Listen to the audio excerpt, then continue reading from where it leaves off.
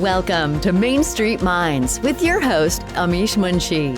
This is where industry leaders and seasoned pros share their secrets to success beyond limits. Let's dive in. Hello and welcome to Main Street Minds. Today we have a very special guest, Anuj, over here with us, right here local within the Bay Area. And I'm very excited to introduce Anuj. And without any further delay, let's learn what's happening in the private sector space with innovation. And Anuj is responsible to take care of wrapping his head around something that's constantly moving. So it's a very complicated and very responsible job. But without any further delay, without me spilling the beans, Anuj, go ahead, introduce yourself and tell us all your secrets. Sure. Uh, so I'm Anuj. I have been working at a tech company called Intuit from last almost 6 years now. Uh, and as Amish said, like there is so much of things changing in the tech world. Like it's not just one thing. Like for example, like there was a time where 3 years back, 4 years back, when blockchain was very important, and Yeah. suddenly LLMs or generative AI came up, and now again blockchain is picking up things like stable coins, Fed bringing Fed now. So there's so many tech innovations happening every day, and I feel every decade or every 5 years, the tech revolution, and not just tech, overall science revolution doubles compared to the previous 5 years. The research, the discoveries are double than the previous 5 or previous 10 Mhm. years. So it is difficult to keep track of every tech thing Yeah. in happening, but I try my best to keep listening to either YouTube videos, podcast, read about them on Google News or Apple News, and try staying as much as possible, as much as updated as possible. Yeah, that is amazing. And so in your current role, like, are you responsible? I think you were mentioning, right? You're responsible for kind of finding out what is happening new in the world and bringing it and ensuring Intuit is staying on top of the market, right? Like, otherwise everything gets stale, right? In the world, Mhm. if you're not ahead, you're behind, right? Very Yes. simple in this world. So how do you balance that? Like, how do you ensure uh, like an innovation is not going to change the company's core business, and at the same time, Intuit shouldn't be like left out. Like, that's a balancing act, right? Like, Mhm. how do you how do you handle that? So, uh, there is a time to time kind of concept. Like there there is things where like exploring new ideas to Mhm, see that Intuit disrupts the market and not anybody else disrupting the Intuit. That's mhm, very important. That's very important for every tech company or non-tech company, pharma company, everybody, that you are on top of the latest tech or science going on, mhm, and try staying on top of it.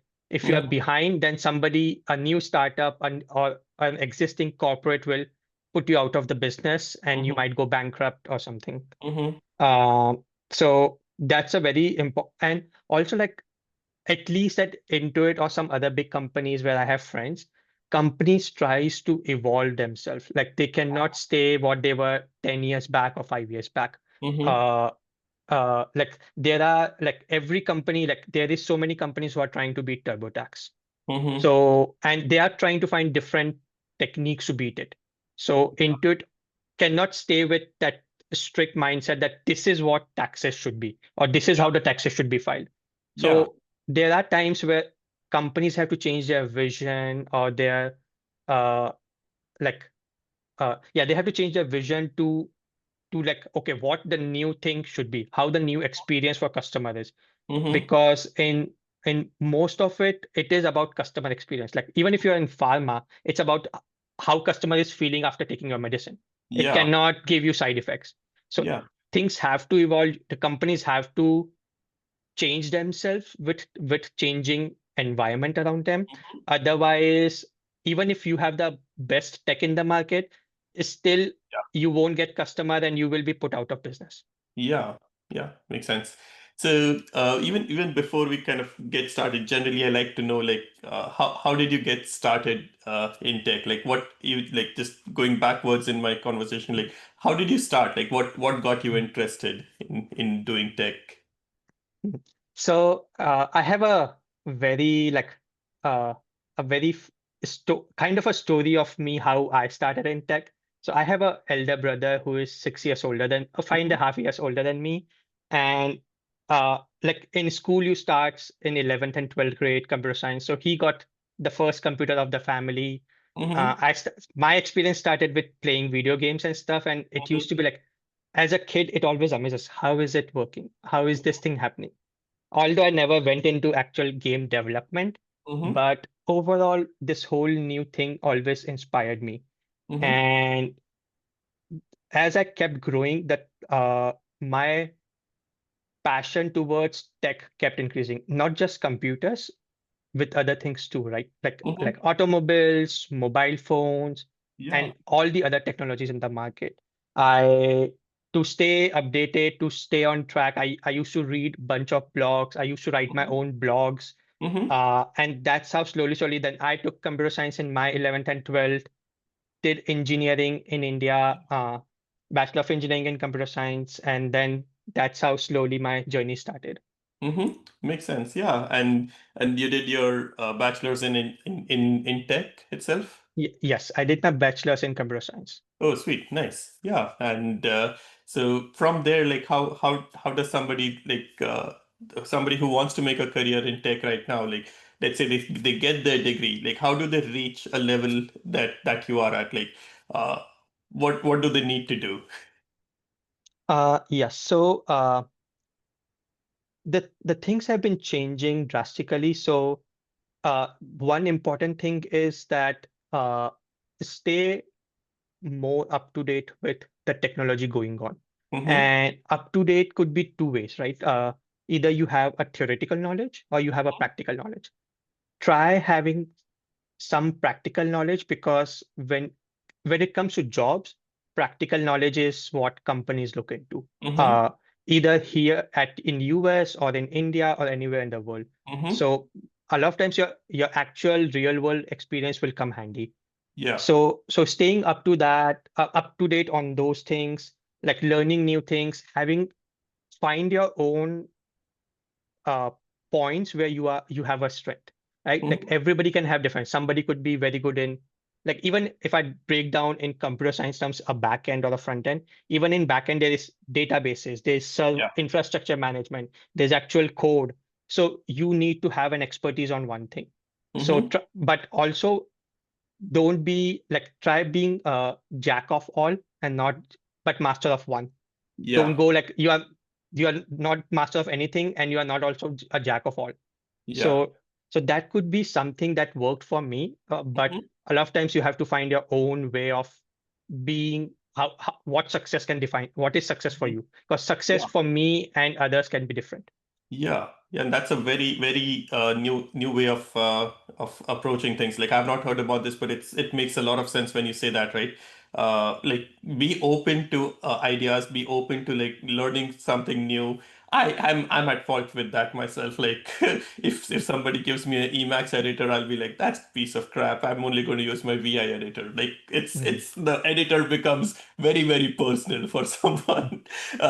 And the same with the operating systems and with the phones, right? We really like get personal with things that we shouldn't really be. We should always be open to like what's happening Mhm. across the pond, but at the same time specialize into one thing and not like get distracted all the time. Be Mhm. good at one thing that you do, but be open and honest, saying, hey, other things might also be good. Yeah, yeah, and also like the example you gave is right, but still like you can be an expert in VI editor or Sublime, right? Yeah, So at least even if you keep that, okay, I want to always keep using Sublime because I know every shortcut of it. I get my yeah, productivity increase. That's really important. yeah. At the end, like whatever job you're doing on your day to day, it should be done well on time and you Mhm. have time for better work-life balance. If you Mm-hmm. are doing too much like if you're going the hard way of everything and not going smart way, like Mm-hmm. it works some places where smart working is more important than hard Yeah. working. Yeah. So Yeah. Always be open. There might be a better way to do something that you're already doing, right? yes. So cool. So as tell us a little bit more about what you're observing, because you are at the forefront of I think one of the special jobs, right? Anybody can dream about saying, hey, I have to figure out what's happening in the industry. Like that's a very special Mhm. achievement that I would say you have. Like what are you seeing in the market? You did mention about blockchain and LLMs. I keep hearing a lot about quantum computing. I've been hearing about that for a long time, and especially I used to work in security, right? So the quantum computing used to be like a forefront that would be like it could break down cryptographic algorithms in seconds, and I was like, the whole security systems are based on just how difficult it is to break the algorithm, and it always fascinates me. But what are you seeing, any new innovations or any adoptions of quantum in the mainstream? uh like on best of my knowledge, quantum is still in a very early stage. uh if I talk about in generative AI or any other tech, like it's on in a very, like for example, Java is now, Yeah. I even lost track of the version, but Yeah. it's more like it's on Java 2, Java 3 version, like Yeah. 1.2, 1.3 version. So quantum is still very early, and I think it's the way, like I interpret it differently. I interpret like quantum computing is so strong that the things which we used to think that it's unbreakable are now breakable. So it Yeah. has so much high computation. Hmm. And definitely there has to be new types of encryption has to be come up, which even quantum cannot break, Yeah. uh, to have customers' data secure. Yeah, yeah. We will, yeah, and when I used to work in security, I always used to think the data might be, a password might be like 15 characters, but the encryption key might be like 1,000 characters. It's already like Mhm. 4096 characters and others, but Yes. it might be, the Mhm. encryption key might be a lot more longer than the data itself. Yes. Oh, yeah. So it's going to be a fascinating world. So in terms of LLMs and Bitcoins, like what are you observing right now? Uh, Yeah, like I'm seeing like a lot of companies are going back towards exploring either blockchains or stable coins as a means of transactions or money movement. Uh, and in respect to LLM, companies are trying to see how, because there was a mode of like AI has always been there, which was the classical, I call it classical AI, which was like uh, deep learning, convolution models, random Mhm. forest, XGBoost. These were classical AI models, but now LLMs are going little few steps ahead of it and Yeah. are able to do a lot more things. Uh, in like they can do a lot more things. So a lot of companies are still like exploring and trying to find out how we can leverage it. Can Mm-hmm. we can we solve something which used to take hours for us to implement by algorithmically? Can we solve it in minutes or in seconds? Yeah. So that's the trend I'm seeing. Like everybody's trying to like grow faster, have a faster velocity. So Mm-hmm. that's the most thing that every companies are looking into. Yeah. Yeah. Makes sense. And like faster adoption, faster scaling up and everything, right? Yeah. So Yes. so efficiency, the focus is on efficiency right now. Like how do we do something better and more how do we do more with less, right? That's always been a business problem. Yes. How do we, like, the resources are only so much and we want to achieve everything. Mhm. So yeah, and so as we come kind of learning more about you, like uh, tell us more about like where you see yourself in about 5 to 10 years. Like what are some of the things that you are passionate about?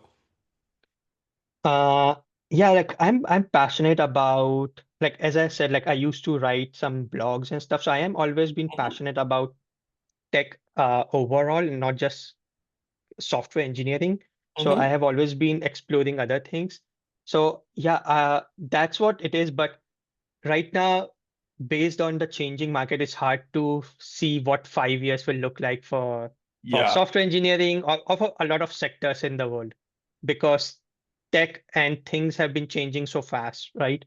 So it's hard to tell, but that's a thing. With time, I have to evolve, or I have to adjust Mm-hmm. based on whatever the new sectors opens up, or new types of, like, maybe none of us will work anything. Everything either AI or humanoids will do, and you will Yeah. just enjoy the life. So if Yeah. that's the future, I have to adapt to it. I have to Yeah. enjoy life at that time. Mm-hmm. Yeah, makes sense. And as you rightly said, like being able to adapt to whatever is coming up is really key.